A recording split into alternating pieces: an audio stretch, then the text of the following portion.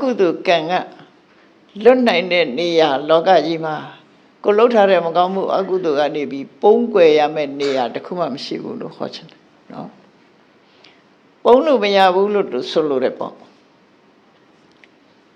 ဗမာစကားမှာရှိတယ်ရာဆိုပြီးပြေးမလွတ်ဆိုတာနော်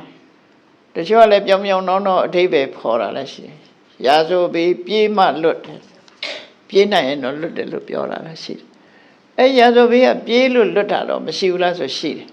ပြေးရင်တော့လွတ်နိုင်သေးတယ်သို့တော့ကံကြမ္မာကတော့ပြေးလို့မရဘူးပြေးလဲလွတ်မှာမဟုတ်ဘူးဘာကြောင့်မလွတ်တော့ဆိုကိုယ့်ဘိုက်ထဲမှာ CCTV ကြီးကတန်းလန်းကြီးတက်ထားတာကိုမဟုတ်တဲ့ပုံရိပ်တွေကကိုယ့်ရင်ထဲမှာရှိနေပြီးသားဖြစ်နေအဲဘလို့မှပြေးလို့မရဘူးနော်ပြင်မဲ့က CCTV က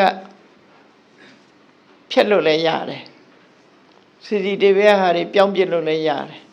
သို့တော့ကိုယ့်ရင်ထဲနှလုံးထဲမှာရောက်သွားတယ်ကံကြမ္မာပုံရိပ်တွေကိုဖော်ဆောင်ပေးတဲ့ CCTV ကတော့လုံးဝကြီးပြောင်းလို့လည်းမရဘူးဖြတ်လို့လည်းမရဘူးအဲ့ဒါကြောင့်ပြေးမလို့ဘူးလို့ပြောတာနော်အဲ့တော့ဒီဒေသနာတော်မှာမြတ်စွာဘုရားဟောထားလေးပါယထာထိတောမုတ်စေယပပကမ္မာ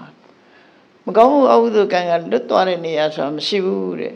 မလွတ်ဘူးဆိုတာသူ့ရဲ့အကျိုးပေးဆက်ဝင်ကနေမလွတ်နိုင်တာကိုပြောတာမကောင်းမှုအကုသိုလ်သည်ဒုက္ခကိုသာပေးတယ်အကုသလတာဝိစ္စဒုက္ခဝိပါကလက္ခဏာ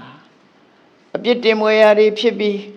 အကျိုးပေးတော့လည်းပဲဆင်းရဲတဲ့အကျိုးကိုပေးတာကိုမကောင်းမှုလို့ခေါ်တာဟုတ်အဲ့ဒီမကောင်းမှုကံရဲ့အကျိုးသက်ရောက်ခြင်းကနေလွတ်မြောက်သွားတဲ့နေရာဆိုတာ31ပုံကမ္ဘာလောကကြီးအတွင်းမှာမရှိဘူးလို့ဒီလိုဟောလို့တာပေါ့နော်အဲ့တော့ဘာကိုပြောလို့တာတော့ဆိုရင်ဘုန်းကြီးတို့တွေမကောင်းမှုအကုသိုလ်ဆိုတာကိုလို့ရင်ကိုခံရမှာဖြစ်သည့်အတွက်ကြောင့်သူ့ကိုရှောင်ဖို့လိုတယ်လို့ခေါ်လို့ရမယ်နော်ရှောင်ရမယ်ကိစ္စကိုရှောင်ရမယ်လို့သူတို့ဆိုလို့တယ်ခေါင်းကငါးပါးသီလစောင့်တည်သွားကြတယ်ရှောင်ရမယ်ဟာတွေကြီးပဲဖော်ပြသွားတယ်